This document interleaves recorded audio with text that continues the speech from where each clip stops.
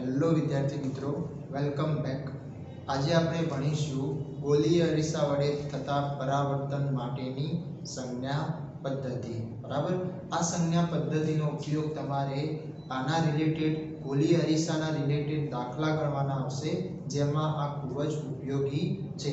એટલે કે આપણે જે ગોલીય અરીસાના પદો જોઈ ગયા હતા એની લંબાઈઓને આધારે કયા કયા, તો વક્રતા ત્રિજ્યા, કેન્દ્ર લંબાઈ। ઓકે, જેમ કે આપણે અહીંયા સિમ્પલી તમને બતાવું તો આપણે અંતર્ગોળ અરીસા વિશે જોઈ ગયા હતા કે આ થઈ ગયો અંતર્ગોળ અરીસો। તો એનું મુખ્ય અક્ષ પર જે મુખ્ય કેન્દ્ર હતું તો એના ધ્રુવ P અને અહીંયા થઈ જશે વક્રતા કેન્દ્ર C। તો આ P અને F વચ્ચેનું જે અંતર હતું એ શું હતું, એને શું કહેવામાં આવતું હતું, કેન્દ્ર લંબાઈ। અને જેને કઈ સંજ્ઞા વડે દર્શાવવામાં આવતું હતું, તો સ્મોલ f વડે। બરાબર, એ રીતના જે c ની વાત કરીએ તો c થી લઈને p સુધીનું અંતર હતું એને શું કહેવામાં આવતું હતું, વક્રતા ત્રિજ્યા કેપિટલ R। બરાબર, તો એ રીતના કોઈ વસ્તુ માન લો કે તમે અહીંયા રાખી હોય તો વસ્તુથી લઈને ધ્રુવ p સુધીનું જે અંતર આવે એને શું કહેવામાં આવે, વસ્તુ અંતર। અને એની સંજ્ઞા શું હતી, તો સ્મોલ u।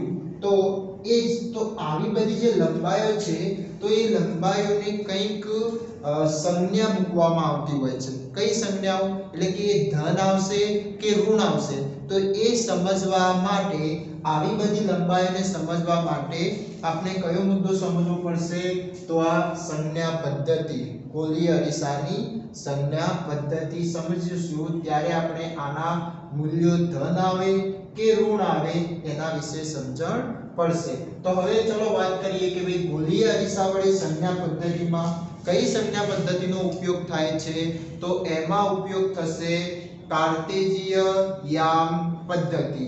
કઈ પદ્ધતિ, કાર્ટેશિયન યામ પદ્ધતિ। હવે આ કાર્ટેશિયન યામ પદ્ધતિ તમે ધોરણ 9 માં ભણી ગયા છો। બરાબર, તો આ જે કાર્ટેશિયન યામ પદ્ધતિમાં બે અક્ષો લેવામાં આવતી હતી, એક હતી x અક્ષ અને બીજી હતી y અક્ષ, અને બંને એકબીજાને કેટલા ખૂણે ભેગી થતી હતી, છેદતી હતી, તો 90 ના ખૂણે। ઓકે, તો આપણે ચલો એક કાર્ટેશિયન યામ પદ્ધતિ બતાવી દઈએ।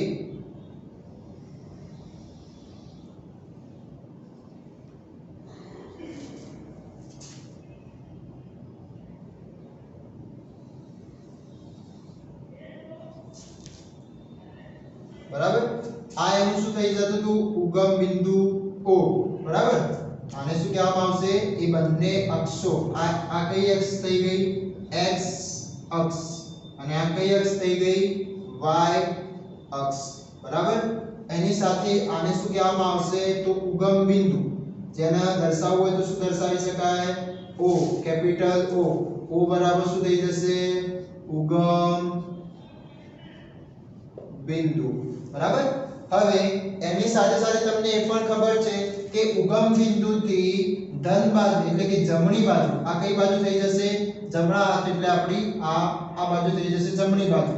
ઓકે, આ કઈ બાજુ થઈ જશે, જમણી બાજુ। બરાબર, અને આ કઈ બાજુ થઈ જશે, આની ડાબી બાજુ। ઓકે, તો તમને એ પણ ખબર છે કે ઉગમ બિંદુથી જમણી બાજુના x અક્ષ પર અંતરો કેવા હોય, તો ધન હોય। એ કેવા અંતરો હોય, ધન। પછી ઉગમ બિંદુથી ડાબી બાજુ જઈએ તો x અક્ષ ઉપર કેવા અંતરો જોવા મળે, ઋણ। અને જેને કઈ રીતના દર્શાવવામાં આવતું હતું, x ડેશ વડે। ઓકે, એ જ રીતના આપણે y અક્ષની વાત કરીએ તો ઉગમ બિંદુથી ઉપરની તરફ y અક્ષ પર કેવા અંતરો જોવા મળશે, તો એ જોવા મળશે ધન। બરાબર, અને જે ઉગમ બિંદુથી y અક્ષની નીચેની તરફના જે અંતરો જોવા મળશે, કેવા અંતરો જોવા મળશે, ઋણ। ઓકે, અને એને કઈ રીતના દર્શાવવામાં આવે છે, તો y ડેશ તરીકે દર્શાવવામાં આવે છે। તો આ તો વાત થઈ ગઈ કાર્ટેશિય યામ પદ્ધતિ। હવે આ કાર્ટેશિય યામ પદ્ધતિ આપણા ગોલીય અરીસા માટે કઈ રીતના ઉપયોગમાં લેવામાં આવે છે એ હવે જોઈએ। તો ગોલીય અરીસા આપણા પાસે બે છે, એક છે અંતર્ગોળ અરીસો અને બીજો છે બહિર્ગોળ અરીસો. તો આપણે અહીંયા જોઈશું અંતર્ગોળ અરીસા માટેની કાર્તેજીય યામ પદ્ધતિ. ઓકે, તો હવે એમાં શું કરવામાં આવશે કે એક અંતર્ગોળ અરીસાને જે બિંદુ P છે, બિંદુ P એટલે કે ધ્રુવ, એ ધ્રુવને ક્યાં આગળ રાખવામાં આવે છે? તો આ ઉગમ બિંદુ પર રાખવામાં આવે છે, એટલે કે રીતના સેટ કરવામાં આવે અને એના કારણે જે પેલી મુખ્ય અક્ષ બની જશે, શું બની જશે? એક આ x અક્ષ બની જશે.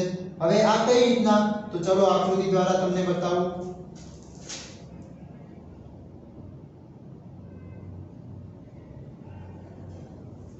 ઓકે, તો આ થઈ ગયો આપણો અંતર્ગોળ અરીસો. તો અંતર્ગોળ અરીસો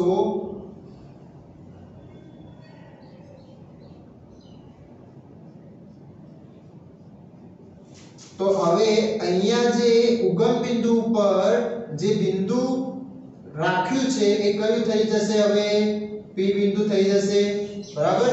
અને આ જે એનું અંતર હતું અંતર્ગોળ અરીસાને એને શું કહેવામાં આવતું હતું? તો દર્પણ મુખ એટલે કે mm. તો આ શું થઈ ગયો? અરીસો થઈ ગયો. કયો અરીસો? અંતર્ગોળ અરીસો, બરાબર. આની પરાવર્તક સપાટી કઈ સાઈડ છે? એટલે કે તમે જોઈ શકો ડાબી બાજુ છે, બરાબર. એ કઈ એની પરાવર્તક સપાટી અને આ પેલું પડ ચડાવેલી સપાટી. ઓકે, તો ચલો હવે આના માટે એના અલગ અલગ નિયમો સમજીએ. ઓકે, તો હવે જે તમે જોઈ શકો છો અહીંયા કે ભાઈ આપણે શું કહ્યું કે જે આ ઉગમ બિંદુ હતું, તો ઉગમ બિંદુ પર આપણે કયું બિંદુ સેટ કર્યું? તો ધ્રુવ P ને સેટ કર્યો. તો અહીંયા આપણે એમ લખી શકીએ છીએ કે ધ્રુવ P ને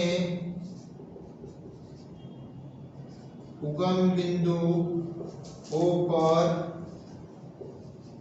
રાખવામાં આવે છે, બરાબર. ધ્રુવ P ને ક્યાં આગળ રાખ્યું? ઉગમ બિંદુ O પર. અને એના કારણે હવે જે આપણે અરીસામાં આ જે મુખ્ય અક્ષ દર્શાવતા હતા એ અહીંયા કઈ અક્ષ બની જશે? આ x અક્ષ બની જશે, બરાબર. તથા x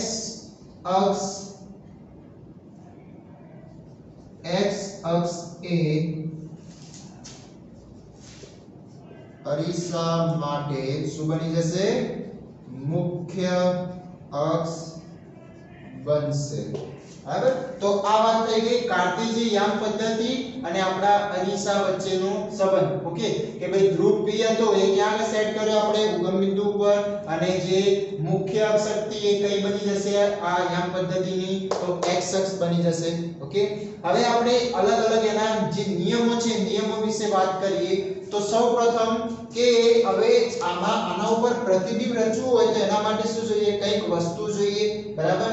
તો હવે આ વસ્તુ આપણે જે પણ અરીસાના પ્રતિબિંબો જોયા, જે એ ચાહે સમતલ અરીસો હોય કે પછી ગોલીય અરીસો હોય, તો એમાં આપણે વસ્તુ ક્યાં આગળ રાખતા હતા?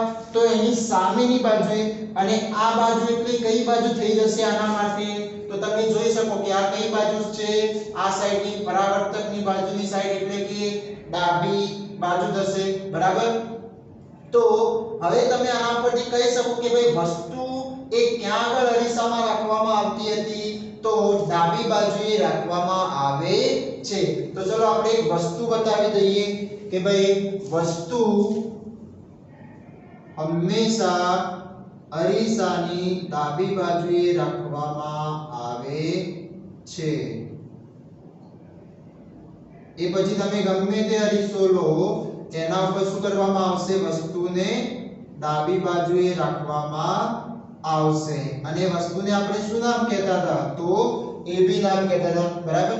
એટલે કે આ થઈ ગયો આપણો પહેલો મુદ્દો કે ભાઈ વસ્તુ અરીસાની હંમેશા ડાબી બાજુએ રાખવામાં આવે છે.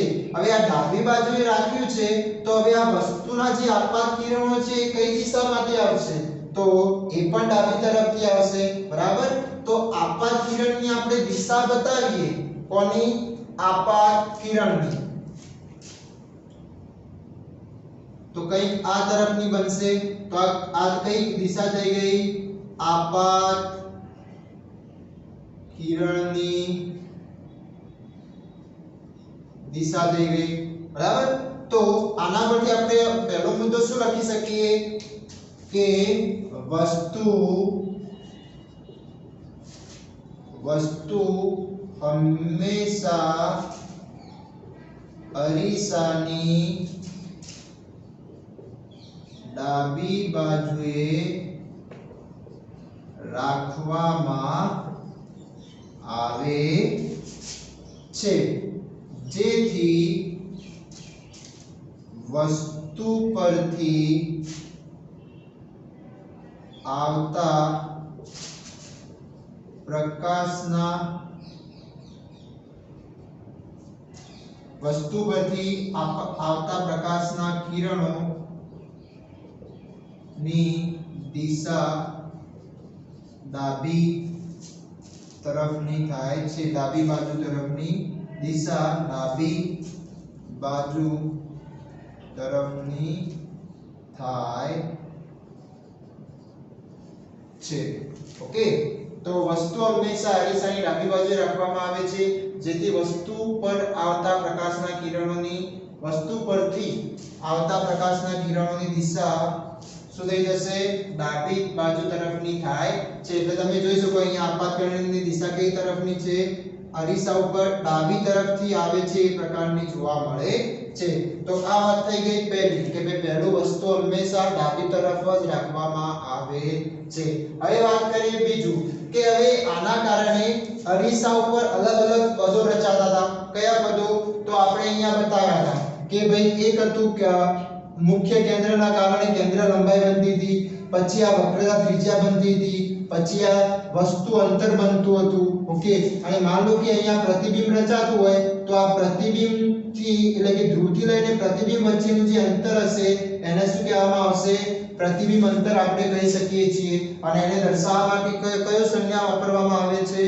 તો સ્મોલ v તો હવે આવા બધા જે અંતરો હતા એ કોની સાપેક્ષે લેવામાં આવે છે તો આપણે બધાને કોના સાપેક્ષે લીધા p ના સાપેક્ષે લીધા બરાબર અને એની સાથે કોને સમાંતર રીતે આપણે એ અંતરો માપ્યા તો આ મુખ્ય અક્ષને સમાંતર તમે જોઈ શકો આ બધા જ અંતરો શું થઈ રહ્યા છે મુખ્ય અક્ષને સમાંતર થઈ રહ્યા છે તો અહીંયા જે પણ અંતરો માપવામાં આવે છે બધા ક્યાંથી માપવામાં આવે છે ધ્રુવ p થી લઈને માપવામાં આવે છે તો આનો બીજો નિયમ શું બનશે કે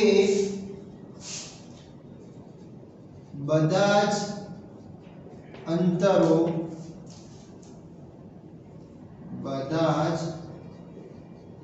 અંતરો ધ્રુવ p થી મુખ્ય અક્ષને સમાંતર લેવામાં આવે છે તો આ મુદ્દો શું સમજાવી રહ્યો છે કે ભાઈ અહીંયા જે પણ માન લો કે અહીંયા f રચાતું હોય બરાબર તો એ p થી એ pf નું જે અંતર લીધું આપણે એ ક્યાંથી લીધું તો p થી લઈને f સુધીનું તો એને શું કહેવામાં આવશે કેન્દ્ર લંબાઈ કહેવામાં આવશે તો એ કેન્દ્ર લંબાઈ ક્યાંથી માપી આપણે ધ્રુવ p થી બરાબર અને એ શું છે આ મુખ્ય અક્ષને સમાંતર થાય છે માટે જે પણ ગોલીય અરીસામાં જે પણ અંતરો માપવામાં આવે છે એ બધા જ અંતરો ધ્રુવ p થી માપવામાં આવે છે અને મુખ્ય અક્ષને સમાંતર હોય છે અથવા તો મુખ્ય અક્ષને સમાંતર માપવામાં અથવા લેવામાં આવે છે ઓકે તો આ વાત થઈ ગઈ નંબર 2 નિયમની ઓકે હવે વાત કરીએ નંબર 3 તો નંબર 3 માં શું આવશે તો હવે આ ધ્રુવ p થી તમે જોઈ શકો છો એટલે કે આ ધ્રુવ p એક ઉગમ બિંદુ પર આપણે રાખેલું છે તો એના કારણે હવે અહીંયા બે બાજુ બની શકશે આરિસ p થી જમણી બાજુ અને p થી ડાબી બાજુ બનશે ઓકે તો હવે આ જે ધ્રુવ p થી આપણે જમણી તરફ જઈએ તો એ બધા અંતરો કેવા મળશે તમે જોઈ શકો p થી આપણે x અક્ષ ઉપર જમણી તરફ જઈએ તો એ બધા અંતરો કેવા મળશે ધન મળશે એટલે કે જે કાર્ટેશિયન સંજ્ઞા પ્રણાલીમાં x અક્ષ ધન બનતી હતી તો એ જ રીતના અહીંયા પણ ધ્રુવ p P થી આપણે જમણી તરફ જશું તો એના કારણે અહીંયા જે પણ અંતરો માપવામાં આવશે એ બધા જ અંતરો કેવા હશે? ધન હશે. ઓકે, એની સાથે સાથે ધ્રુવ P થી ડાબી તરફના જે અંતરો હશે એ પણ કેવા માપવામાં આવશે? તો એ ઋણ માપવામાં આવશે. કેમ ઋણ? કારણ કે આ x અક્ષ ઉગમ બિંદુથી ડાબી તરફ કેવા મૂલ્યો ધરાવે છે? તો ઋણ મૂલ્યો ધરાવે છે. તો આ થઈ જશે આપણો ત્રીજો મુદ્દો. કે શું થશે ત્રીજો મુદ્દામાં?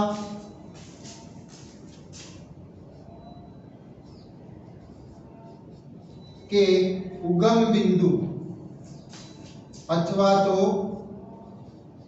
ધ્રુવ P થી જમણી તરફના બધા જ અંતરો કેવા લેવામાં આવશે? ઉગમ બિંદુ અથવા ધ્રુવ P થી જમણી તરફના બધા જ અંતરો ધન માપવામાં આવે છે. ધન માપવામાં આવે છે. હવે આનું ઉદાહરણ લેવું હોય તો કઈ થઈ શકે? તો માન લો કે કોઈ પ્રતિબિંબ, અહીંયા આપણે તમને સમજાવવા માટે અહીંયા બતાવી રહ્યો. માન લો કે કોઈ પ્રતિબિંબ અહીંયા આપણને અરીસાની પાછળ મળતું હોય, અહીંયા આગળ અરીસાની માન લો કે અહીંયા કોઈ પ્રતિબિંબ મળતું હોય, બરાબર? તો આ પ્રતિબિંબ અહીંયા મળી રહ્યું છે a' b'. ઓકે, તો હવે આ પ્રતિબિંબનું આપણે પ્રતિબિંબ અંતર લઈએ તો એ પ્રતિબિંબ અંતર હવે શું લેવામાં આવશે? તો P થી એ જમણી બાજુ મળી રહી છે, તો હવે એ પ્રતિબિંબ અંતર શું લેવામાં આવશે? ધન લેવામાં આવે કે ના આવે? એટલે કે એ કેવું કહેવાય? +v. એનું જે પણ મૂલ્ય, માન લો કે અહીંયા આ 5 સેન્ટીમીટરે આ પ્રતિબિંબ રચાતું હોય તો ત્યાં આગળ શું લખાશે? +5 સેન્ટીમીટર. બરાબર? તો આ વાત થઈ ગઈ કે જ્યારે પણ ઉગમ બિંદુથી જમણી બાજુના અંતરો માપવામાં આવે ત્યારે હંમેશા કઈ રીતના માપવામાં આવે? ને ધન રીતે માપવામાં આવે છે, અથવા તો એની જે સંજ્ઞા છે મૂલ્યની એ ધન લેવામાં આવે છે. ઓકે, એ જ રીતના હવે ચોથો મુદ્દો બનશે.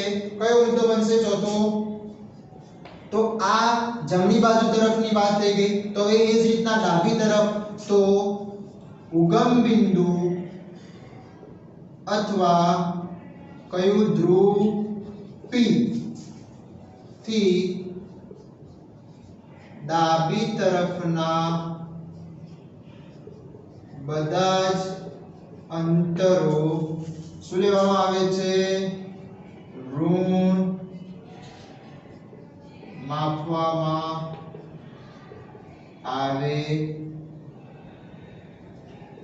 છે.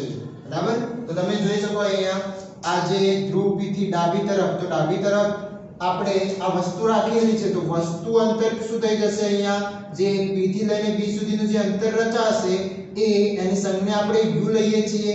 ઓકે, તો હવે u જે છે એના કારણે અહીંયા આપણે જે એનું મૂલ્ય માન લો કે 8 સેન્ટીમીટર હોય તો આ 8 સેન્ટીમીટર ને શું લેવું પડશે?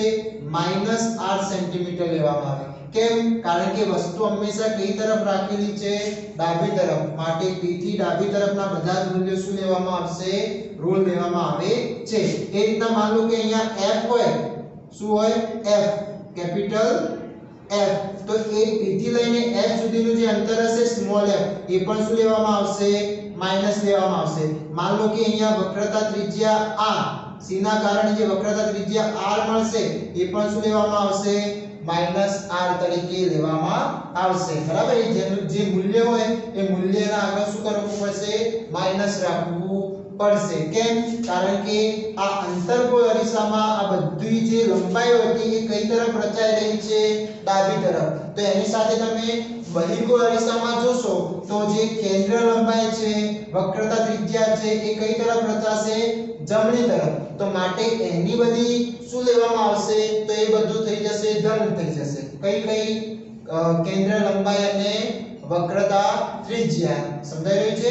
એ આ રીતના બનશે જમણી તરફ, જેના કારણે f અને c શું બની જશે? એ ધન બની જશે. ઓકે, તો આ વાત થઈ ગઈ કે ભાઈ જ્યારે ઉગમ બિંદુથી જમણી તરફના અંતરો માપવામાં આવે અથવા ધ્રુવ P થી તો એ હંમેશા કેવા માપવામાં આવે છે ધન માપવામાં આવે છે અને એની સાથે ઉગમ બિંદુથી ધ્રુવ P અથવા તો ઉગમ બિંદુ અથવા ધ્રુવ P થી ડાબી તરફના અંતરો માપવાના હોય ત્યારે એ કેવા લેવામાં આવે છે તો ઋણ લેવામાં આવે છે ઓકે હવે નવો મુદ્દો બીજો જોઈએ પાંચમો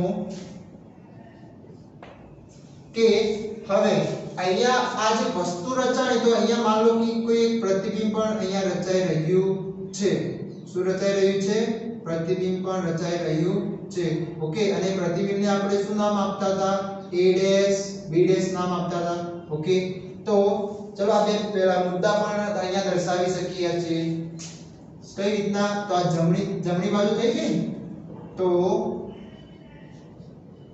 જમણી તરફના અંતરો કેવા ધન અને અહીંયા બતાવી દઈએ ડાબી તરફના અંતરો કેવા ઋણ ઓકે તો આ બે મુદ્દાઓ આપણે અહીંયા આકૃતિમાં પણ બતાવી દીધા હવે જોઈએ પાંચમો મુદ્દો તો પાંચમો મુદ્દો પણ અંતરને આધારિત છે કયા અંતર તો આ તો થઈ ગયા મુખ્ય અક્ષને સમાંતર જે અંતર હોય એના માટે બરાબર તો એ રીતના આપણને મુખ્ય અક્ષની ઉપરની બાજુએ પણ અંતરોની લંબાઈ મળી શકે છે એટલે કે લંબાઈઓ મળી શકે છે અને મુખ્ય અક્ષની નીચેની બાજુએ પણ લંબાઈઓ મળી શકે હવે આ કઈ તો મારે આ વસ્તુની લંબાઈ માપવી હોય તો એ શું થઈ જશે મુખ્ય અક્ષની ઉપરની તરફ થઈ જશે બરાબર અને જો મારે આ પ્રતિબિંબની લંબાઈ માપવી હોય a' b' વચ્ચે અંતર કેટલું છે એ બે બિંદુઓ વચ્ચે તો એનું ઊંચાઈ બીજો આની લંબાઈને કહેવો તો શું કહી શકાય એની ઊંચાઈ પણ આપણે કહી શકીએ છીએ કે ભાઈ આ વસ્તુ ઊંચાઈ આ ab શું થઈ જશે વસ્તુ ઊંચાઈ અને a' b' શું થઈ જશે પ્રતિબિંબ ઊંચાઈ તો હવે એ ઊંચાઈઓ માપવી હોય તો એના માટે શું કરવું પડશે મુખ્ય અક્ષની ઉપરની તરફ જવું પડશે અથવા તો મુખ્ય અક્ષની નીચેની તરફ જવું પડશે ઓકે તો હવે જે આ મુખ્ય અક્ષથી ઉપરની તરફ જઈએ તો તમે જોઈ શકો કે ઉગમ બિંદુથી y અક્ષ ઉપરની તરફ શું હોય છે ધન હોય છે બરાબર અને ઉગમ બિંદુથી y અક્ષ નીચેની તરફ શું હોય છે તો ઋણ હોય છે બરાબર તો અહીંયા તમે જોઈ શકો કે આ મારે વસ્તુ ઊંચાઈ લેવી હોય તો વસ્તુ ઊંચાઈ હવે કેવી મળશે મને તો એ પણ x અક્ષની ઉપરની એટલે કે ઉપરની તરફ જ છે બરાબર તો એના કારણે અહીંયા જે વસ્તુ ઊંચાઈ લેવામાં આવશે કેવી લેવામાં આવશે દર લેવામાં આવશે બરાબર તો અહીંયા આપણે લખી શકીએ છીએ કે ઉપરની તરફની અથવા તો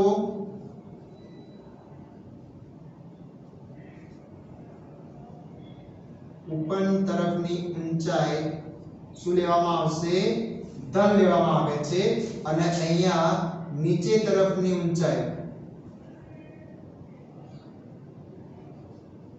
નીચે તરફની ઊંચાઈ શું લેવામાં આવે છે ઋણ લેવામાં આવે છે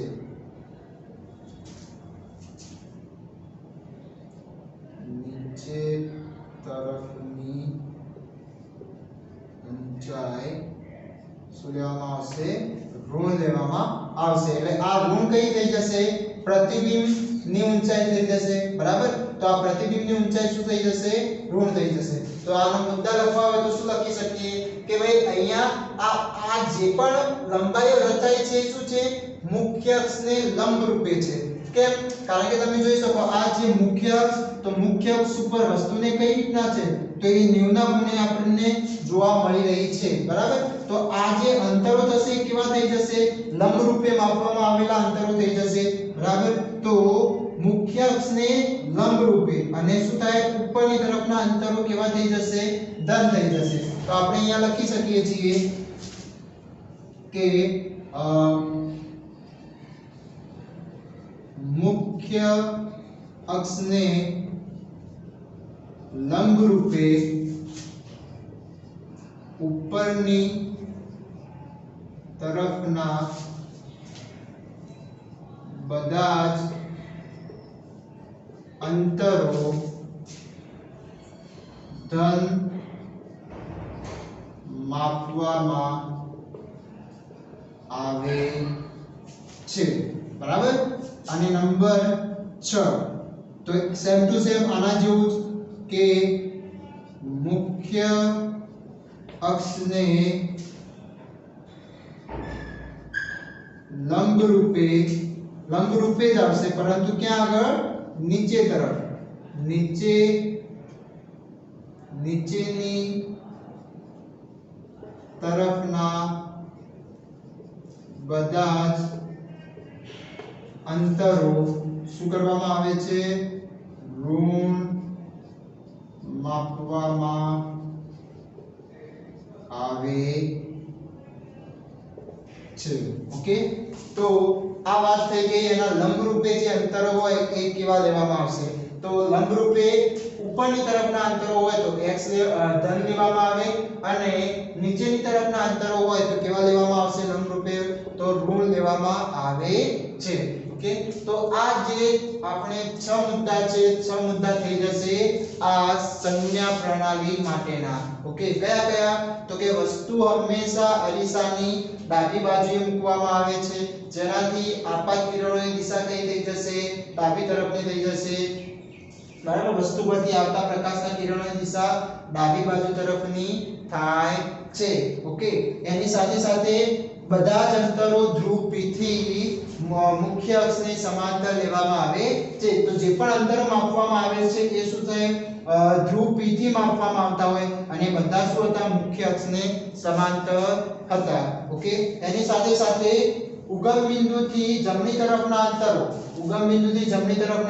શું હતા?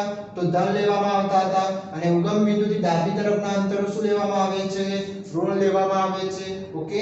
અને મુખ્ય અક્ષને લંબ રૂપે, એટલે આ થઈ ગઈ x અક્ષ શું બની જશે? આની મુખ્ય અક્ષ પણ આપણે કહી શકીએ છીએ। તો મુખ્ય અક્ષને લંબ રૂપે ઉપરની તરફની ઊંચાઈઓ કેવી લેવામાં આવશે? ધન, અથવા એ ઊંચાઈનો આપણે અંતર પણ કહી શકીએ છીએ। તો ઉપરની તરફના બધા જ અંતરો શું લેવામાં આવશે? ધન લેવામાં આવશે, અને નીચેની તરફના અંતરોને શું લેવામાં આવશે? ઋણ લેવામાં આવશે, બરાબર। હવે તમારે અહીંયા કયા કયા અંતરો ધન બની શકે અને કયા કયા અંતરો ઋણ બની શકે એવું તમને બંને અરીસા માટે અહીંયા સમજાવી દઉં। જેમ કે માન લો કે અહીંયા કોઈ એક આમે અંતર્ગોળ અરીસો બતાવો, બરાબર। આ થઈ ગયું એની મુખ્ય અક્ષ, દર્પણ મુખ આપી થઈ ગયું, આ કેપિટલ F એટલે મુખ્ય કેન્દ્ર, અને થઈ ગયું C વક્રતા કેન્દ્ર, ઓકે। તો હવે અહીંયા માન લો કે કોઈ વસ્તુ આપણે રાખેલી અને એનું પ્રતિબિંબ અહીંયા મળી રહી ગઈ, આ શું છે? વસ્તુ, અને આ શું છે? પ્રતિબિંબ, બરાબર। તો હવે આપણને અહીંયા અલગ અલગ અંતરો જોવા મળશે। કયા કયા અંતરો? તો એક તો મળશે આપણને કેન્દ્ર લંબાઈ, શું જોવા મળશે? કેન્દ્ર લંબાઈ। બીજી શું જોવા મળશે? વક્રતા ત્રિજ્યા। ત્રીજું શું જોવા મળશે? વસ્તુ અંતર। ચોથું શું જોવા મળશે? તો પ્રતિબિંબ અંતર। પછી વસ્તુ ઊંચાઈ, શું જોવા મળશે? વસ્તુ ઊંચાઈ, એ પણ એક પ્રકારનું અંતર છે। અને બીજું જોવા મળશે પ્રતિબિંબ ઊંચાઈ। તો હવે આની વાત કરીએ તો આ ઊંચાઈઓની સંજ્ઞાઓ પ્લસ લેવી કે માઈનસ લેવી, બરાબર, એ કોના આધારે ખબર પડશે? તો અહીંયા આપણે ખાલી એની જે સિમ્બોલ છે, બરાબર, કે કેન્દ્ર લંબાઈને કોના વડે દર્શાવવામાં આવે છે? તો સ્મોલ f વડે દર્શાવવામાં આવે। કોના વડે? Small f। તો આ જે સ્મોલ f નું અહીંયા કંઈક મૂલ્ય હશે, બરાબર। તો હવે એ સ્મોલ f નું મૂલ્ય શું લેવું? ધન લેવું કે ઋણ લેવું? આ અંતર્ગોળ અરીસા માટે આ કયો અરીસો બતાવ્યો છે મેં? અંતર્ગોળ અરીસો, બરાબર। આ અંતર્ગોળ અરીસા માટે આ વાત કરી રહ્યા છીએ। તો અંતર્ગોળ અરીસામાં હંમેશા જે કેન્દ્ર લંબાઈ છે એ તમને કઈ તરફની દેખાઈ રહી છે? બધું ડાબી તરફ, ધ્રુવ P થી ડાબી તરફ દેખાઈ રહ્યું છે. તો આ કેન્દ્ર લંબાઈની જે સંજ્ઞા બનશે કેવી બનશે? માઈનસ બનશે. બરાબર? તો અંતર્ગો અરીસામાં હંમેશા કેન્દ્ર લંબાઈ કેવી હોય છે? માઈનસ. એ રીતના વક્રતા ત્રિજ્યાની વાત કરીએ તો વક્રતા ત્રિજ્યાની સંજ્ઞા કેપિટલ R, તો એ પણ કેવી બનશે? એ પણ માઈનસ. ઓકે. એની સાથે સાથે હવે વાત કરીએ વસ્તુ અંતર. તો વસ્તુ અંતરની સંજ્ઞા શું લેવામાં આવે છે? તો u લેવામાં આવે છે. શું લેવામાં આવે છે? u. તો u ની સંજ્ઞા કઈ થશે? આ આપણી સંજ્ઞા પદ્ધતિના અનુસાર તો એ પણ શું છે? ડાબી તરફ છે. માટે એની પણ સંજ્ઞા શું થઈ જશે? માઈનસ થઈ જશે. એ રીતના પ્રતિબિંબ અંતર વિશે વાત કરી તો અહીંયા પ્રતિબિંબ ક્યાં આગળ મળી રહ્યું છે? એ પણ ડાબી તરફ મળી રહ્યું છે. બરાબર? તો ડાબી તરફ મળતું હોવાના કારણે એની પણ સંજ્ઞા શું લેવામાં આવશે? SB. એની સિમ્બોલ શું AB છે અને એની સંજ્ઞા શું લેવામાં આવશે? માઈનસ લેવામાં આવશે. બરાબર? કેમ? કારણ કે એ પણ શું છે? ડાબી તરફ. હવે વાત કરીએ વસ્તુ ઊંચાઈ. તો આ વસ્તુ કેટલી લાંબી છે? બરાબર? તો એ વસ્તુ ઊંચાઈ માટે જે સંજ્ઞા લેવામાં આવે છે યાદ રાખજો, h લેવામાં આવે. h એટલે કે જે હાઈટ. શું? હાઈટ નો શું લીધો છે? h. ઓકે. તો આ વસ્તુની જે લંબાઈ હશે, ઊંચાઈ હશે, બરાબર, તો એના માટે જે સંજ્ઞા લેવામાં આવે છે એ લેવામાં આવશે સ્મોલ h. તો આ સ્મોલ h એ ધન આવશે કે ઋણ આવશે? તો તમે જોઈ શકો કે મુખ્ય અક્ષને લંબ રૂપે ઉપરની તરફના અંતરો કેવા માપવામાં આવે છે? ધન માપવામાં આવે છે. માટે અહીંયા શું થઈ જશે? પ્લસ h થઈ જશે. ઓકે. અને જે પ્રતિબિંબ ઊંચાઈ છે તમે જોશો કે આ પ્રતિબિંબ નીચેની તરફ મળી રહ્યું છે. તો જે પ્રતિબિંબ ઊંચાઈ લેવામાં આવશે એની જે સિમ્બોલ છે એ h ડેશ છે. એને શું વંચાય? h dash. શું વંચાશે? એને h ડેશ. જેમ કે a ડેશ b ડેશ વાંચતા હતા એ રીતના આની જે પ્રતિબિંબની ઊંચાઈ છે એને h ડેશ તરીકે આપણે ઓળખીશું. તો હવે h ડેશ ની આપણે સંજ્ઞા બતાવી હોય, ચિહ્ન બતાવવું હોય તો એ કયું ચિહ્ન આવશે? તો ઋણ આવશે. કેમ? કારણ કે એ નીચેની તરફ મળી રહ્યું છે. ઓકે. ફક્ત અંતર્ગો અરીસામાં જે છેલ્લી આપણે પ્રતિબિંબની રચના જોઈ હતી કે અરીસાની પાછળની તરફ મળતું હતું. એ ક્યાં આગળ મળતું હતું? અરીસાની પાછળની તરફ. તો એ વખતે માનો કે અહીંયા પાછળની તરફ અહીંયા ક્યાંક મળી રહ્યું છે આ પ્રતિબિંબ. તો હવે આના માટે જે પ્રતિબિંબ અંતર હશે P થી લઈને આ સુધીનું અંતર એને શું કહેવામાં આવશે? પ્રતિબિંબ અંતર. બરાબર? તો હવે એ કેવું લેવામાં આવશે? તો એ શું થઈ ગયું? હવે જમણી બાજુ થઈ ગયું. તો એ એકલા ના માટે શું થઈ જશે? પ્લસ v થઈ જશે. શું થઈ જશે? અહીંયા પ્લસ v. જેમ અહીંયા બધામાં પ્રતિબિંબ અંતર શું મળતું હતું? Minus v. પરંતુ આ એક પરિસ્થિતિમાં અંતર્ગો અરીસા માટે શું થઈ જશે? પ્લસ v થઈ જશે. અને જેની ઊંચાઈ બનશે કેવી થઈ જશે? તો એ પણ પ્લસ બની જશે. તો અહીંયા શું મળશે? Plus h dash. કેમ? કારણ કે મુખ્ય અક્ષની ઉપરની તરફ મળી રહી છે. ઓકે. તો આ વાત થઈ ગઈ આ અંતર્ગો અરીસામાં કઈ કઈ લંબાઈઓ ધન મળે અને કઈ ઋણ મળે. ઓકે. કેન્દ્ર લંબાઈ, વક્રતા ત્રિજ્યા, વસ્તુ અંતર, પ્રતિબિંબ અંતર, વસ્તુ ઊંચાઈ અને પ્રતિબિંબ ઊંચાઈ. ચલો હવે એ રીતના બહિર્ગોળ અરીસા માટે જોઈએ.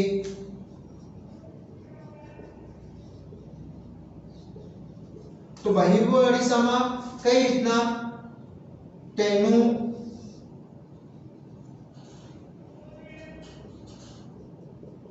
હવે આ પાડવું જોઈએ. અહીંયા થઈ જશે P, F અને C. ઓકે. માનો કે અહીંયા કંઈક વસ્તુ રાખેલી છે અને એનું પ્રતિબિંબ આપણને અહીંયા આગળ મળી રહ્યું છે. બરાબર?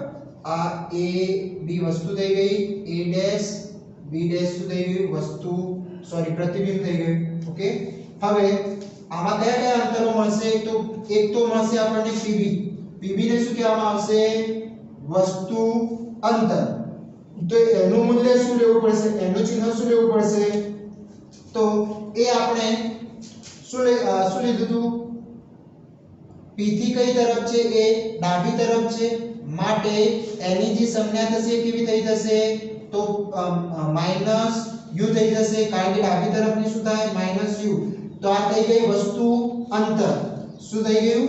વસ્તુ અંતર. હવે વાત કરીએ કે કેન્દ્ર લંબાઈ. તો કેન્દ્ર લંબાઈ એટલે કે pf થઈ જશે. તો આ pf એ શું છે? કેન્દ્ર લંબાઈનું અંતર છે, બરાબર. એને આપણે આ રીતના બિંદુ સ્વરૂપે દર્શાવવું હોય તો કઈ રીતે દર્શાવી શકીએ? pf પણ બોલી શકીએ. તો એની જે સંજ્ઞા લેવામાં આવે છે એ શું થઈ જશે? તો હવે તમે જોઈ શકો કે આ બધું જે છે એ કઈ તરફ રચાઈ રહ્યું છે? જમણી તરફ રચાઈ રહ્યું છે. તો આ બધા જ અંતરો કેવા આવશે? પ્લસ આવવાના. ઓકે, તો pf એટલે કે જે સ્મોલ f નું જે ચિહ્ન આવશે કેવું આવશે? f આવશે. એ રીતના વક્રતા ત્રિજ્યા. તો વક્રતા ત્રિજ્યા r પણ કેવી આવશે? બહિર્ગોળ દિશામાં પ્લસ આવશે. ઓકે, એ રીતના આપણે વાત કરીએ પ્રતિબિંબ અંતર pb ડેશ. પ્રતિબિંબ ક્યાં રચાઈ રહ્યું છે? મુખ્ય અક્ષ પર b ડેશ ઉપર. તો આ pb ડેશ ને શું કહેવામાં આવશે? પ્રતિબિંબ અંતર, બરાબર. અને એની ચિહ્ન શું લેવામાં આવશે? તો એ પણ પ્લસ. અને એનો શું વપરાય? Symbol v. ઓકે, તો આ શું થઈ જશે? Plus v. હવે વાત કરીએ વસ્તુ ઊંચાઈ અને પ્રતિબિંબ ઊંચાઈ. તો વસ્તુ ઊંચાઈ એટલે કે આ ab નું અંતર જે મળશે એ શું મળી જશે? વસ્તુ ઊંચાઈ મળી જશે, બરાબર. તો એ કેવું લેવામાં આવશે? તો પ્લસ h લેવામાં આવશે. ઓકે, અને જે પ્રતિબિંબ ઊંચાઈ છે એ એટલે કે a ડેશ b ડેશ કહી શકીએ. a ડેશ થી લઈને b ડેશ વચ્ચેનું અંતર. તો a ડેશ b ડેશ લખી શકીએ. તો એ કેવી લેવામાં આવશે? તો એ પણ પ્લસ લેવામાં આવશે. એટલે કે એને દર્શાવવા માટે h ડેશ તરીકે દર્શાવી શકાય છે. તો આ જે આપણને ખબર પડી એ કોના ઉપરથી? તો આ જે એના સંજ્ઞા પદ્ધતિ હતી એના ઉપરથી, બરાબર. હવે આમાં જે અલગ અલગ પ્રકારના જે દાખલા ગણવાના આવશે ત્યારે આ સંજ્ઞા પદ્ધતિનો આ રીતના તમારે ઉપયોગ કરીને એના મૂલ્ય આગળ પ્લસ કે માઈનસ રાખવાનું આવશે, બરાબર. ઓકે, તો આ વાત થઈ ગઈ ગોલી અરીસા વડે રચાતી સંજ્ઞા પ્રણાલી વિશે. Okay, thank you.